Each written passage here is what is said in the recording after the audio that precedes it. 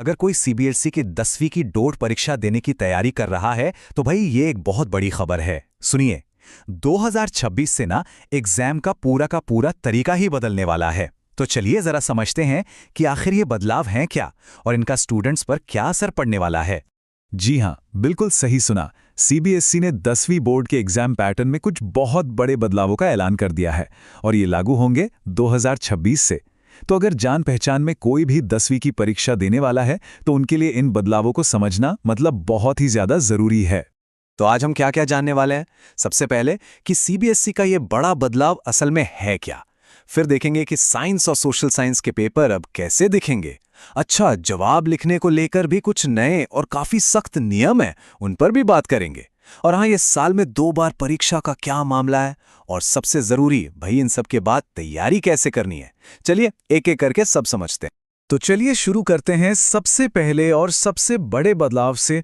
बात यह है कि सीबीएसई ने 2026 की बोर्ड परीक्षाओं के लिए 2 मेन सब्जेक्ट्स कौन कौन से, साइंस और सोशल साइंस, इनके एग्जाम पैटर्न को आप कह सकते हैं पूरी तरह से ही बदल दिया है।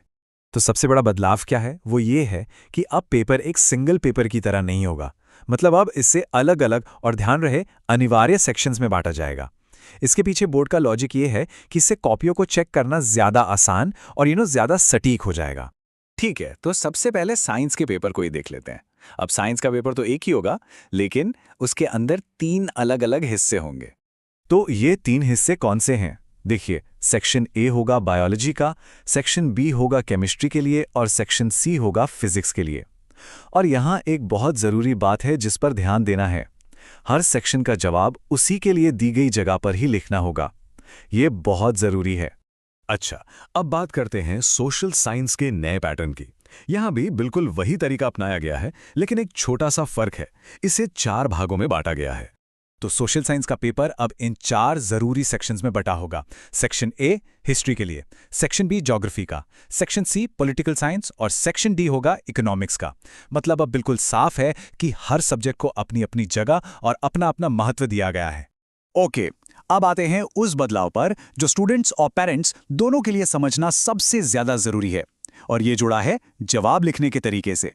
तो अब एक बहुत बड़ा सवाल दिमाग में आता है ना, कि अगर किसी स्टूडेंट ने मान लीजिए गलती से एक सेक्शन का जवाब दूसरे सेक्शन में लिख दिया तो क्या होगा।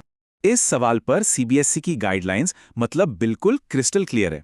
अगर किसी भी स्टूडेंट ने जवाब मिक्स कर दिए या गलत सेक्शन में लिख दिए तो सीधा सीधा लिखा है, उनका मूल्यांकन नहीं किया जाएगा और कोई नंबर नहीं दिए जाएंगे। मतलब वो जवाब चेक ही नहीं होगा और 0 मार्क्स मिलेंगे।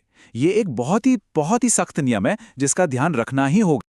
तो इन सख्त नियमों के बीच एक अच्छी खबर भी है, राहत की बात है। 2026 से स्टूडेंट्स को 10वीं की बोर्ड परीक्षा देने के लिए साल में 2 मौके मिलेंगे। जी हां, इससे वो अपना स्कोर सुधार सकते हैं। बिल्कुल, साल में 2 मौके। ये उन स्टूडेंट्स के लिए वाकई एक बहुत बड़ी राहत की बात हो सकती है जो शायद पहली बार में अपना बेस्ट नहीं दे पाते या किसी वजह से एग्जाम अच्छा नहीं जाता। अच्छा, अब ये सिस्टम काम कैसे करेगा, जरा इसे समझिए। पहला जो एग्जाम होगा वो फरवरी-मार्च में होगा और वो कंपलसरी होगा, मतलब वो तो देना ही है। इसके बाद दूसरा मौका मिलेगा मई में, जो एक ऑप्शनल इंप्रूवमेंट एग्जाम होगा। यानी अगर किसी स्टूडेंट को लगता है कि अरे मार्क्स तो कम आ गए, तो वो अपने नंबर सुधारने के लिए दूसरा वाला एग्जाम दे सकता है। तो ठीक है, हमने सारे बदलाव तो समझ लिए, लेकिन अब सबसे बड़ा सवाल ये है कि अब आगे क्या। स्टूडेंट्स को अपनी तैयारी आखिर करनी कैसे चाहिए। तो देखिए, तैयारी शुरू कैसे करें। सबसे अच्छी बात यह है कि बोर्ड ने मदद के लिए नए सैंपल पेपर्स भी जारी कर दिए हैं। तो करना बस ये है कि सीबीएसई की ऑफिशियल वेबसाइट पर जाना है, वहां से साइंस और सोशल साइंस के इन नए पेपर्स को डाउनलोड करना है। इन्हें सॉल्व करने से क्या होगा, एक तो नए पैटर्न का पूरा आइडिया लग जाएगा और एग्जाम वाले दिन कोई सरप्राइज नहीं मिलेगा।